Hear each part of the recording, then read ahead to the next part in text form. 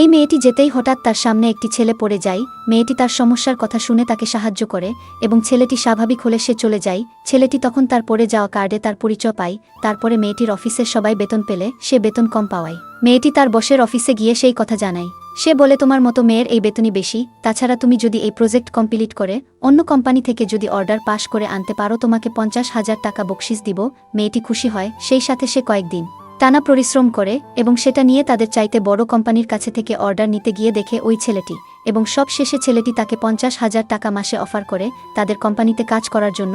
মেয়েটি না করে চলে যায় এবং তাদের কোম্পানির বসের কাছে গেলে সে খুশি হয়। মেয়েটি তার বোনাসের টাকা চাইলে বস তার ম্যানেজারকে কোম্পানির রুলস বলে এবং টাকা দিতে অস্বীকার করে। তারপরে মেয়েটি ছেলেটির কাছে ফোন দিয়ে অর্ডারটি ক্যান্সেল করতে বলে।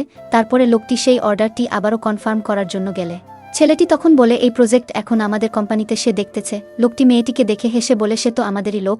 মেয়েটি তখন বলে, দুঃখিত, আমি এখন তাদের হয়ে কাজ করছি, তাই ভালো কাজের ভালো ফল, খারাপ কাজের খারাপ।